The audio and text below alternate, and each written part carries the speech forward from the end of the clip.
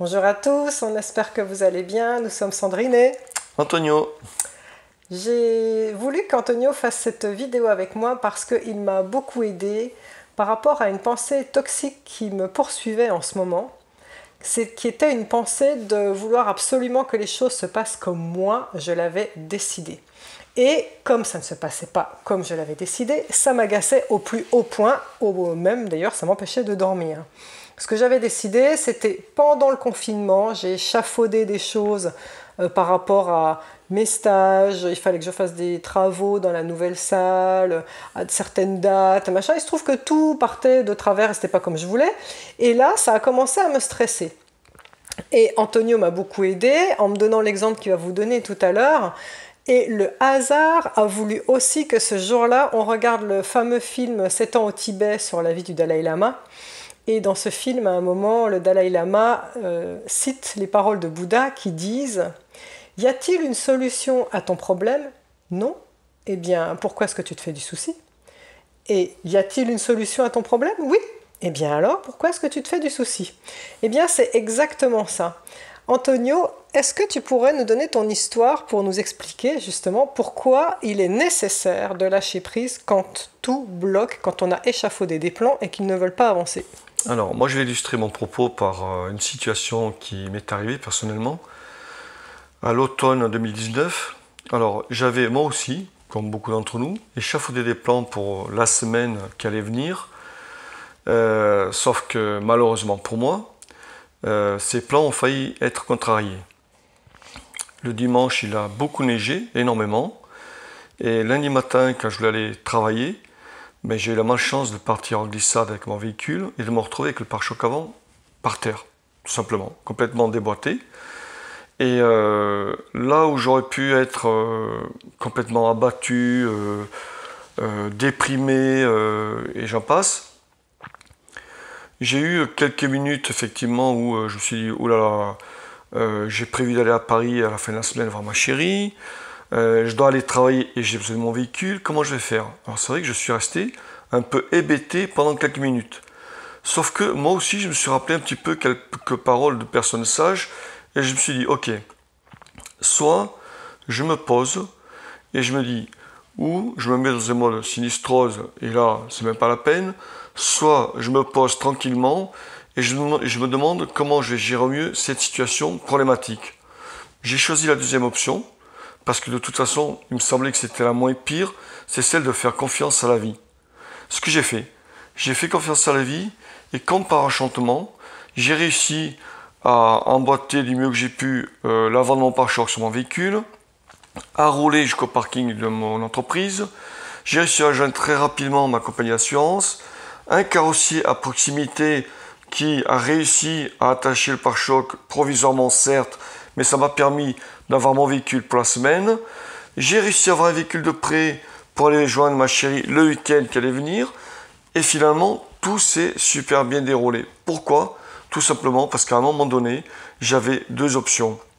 Soit l'option où, mon Dieu, plus rien ne va, je suis au bord de l'abîme, ou mon Dieu, je te fais confiance, je fais confiance à la vie et j'accompagne tout ce qui peut m'être apporté comme aide du mieux possible. Ouais, j'ai des trucs à dire par rapport à ton histoire là. C'est que dans la mauvaise option où on veut que les choses se passent exactement comme on veut, comme tu voulais absolument aller à Paris, tu aurais pu très bien, avec tout le stress que ça avait engendré chez toi, appeler ton garagiste et ton assurance et hurler sur tout le monde en aboyant des ordres. Et je pense que tout le monde aurait bloqué. Alors que justement, à partir du moment où on lâche prise en se disant « de toute façon, j'ai pas d'action sur ce qui se passe là et je vais lâcher prise », ça fait lâcher prise aux autres en fait. Complètement. Il n'y a pas de pression, donc les autres ne mettent pas de pression non plus aussi. Ça, c'est important. Ça, c'est extrêmement important. La vibration que vous émettez n'est pas du tout la même. Si vous êtes dans une vibration positive, on va vous aider. Tout le monde va vous aider. Si vous êtes dans une vibration de colère, d'agacement négative, les gens vont faire blocage et tout va partir de travers. C'est ce qui s'est passé pour mes travaux. À partir du moment où je me suis rendu compte que je devais lâcher prise, normalement, ça aurait dû être fait en juillet, c'était une catastrophe. J'ai lâché prise en disant, allez, on verra bien. Et au final, c'était plutôt ce que j'avais prévu. Toute la machine s'est inversée parce que l'univers est malin. À partir du moment où il a compris que on a prouvé qu'on allait suivre le flux de l'univers, qu'on allait arrêter avec notre mental de vouloir que les choses se passent comme on a choisi, et bien là, il renverse la situation avec un coup de baguette magique pour vous montrer que vous avez eu raison. Et ça me fait penser à une loi universelle qui s'appelle la loi du moindre effort. La loi du moindre effort, elle dit la chose suivante. Imaginons que vous décidez, avec votre petit mental et vos petits bras, en plein hiver, que vous allez faire pousser une courgette. Et vous allez aller devant chez vous, dans votre jardin, vous allez casser la terre toute gelée, vous allez planter dedans votre graine. Et puis, comme la terre sera gelée, vous allez devoir vous débrouiller tant bien que mal pour mettre de la chaleur, arroser. Bon, les chances de résultat, à mon avis, sont très minimes. Je pense que vous aurez 0 résultat. Alors que, si vous ne lâchez pas sur vos objectifs, sur vos buts, mais qu'à un moment, vous vous en remettez au flux de l'univers avec la fameuse loi du moindre effort.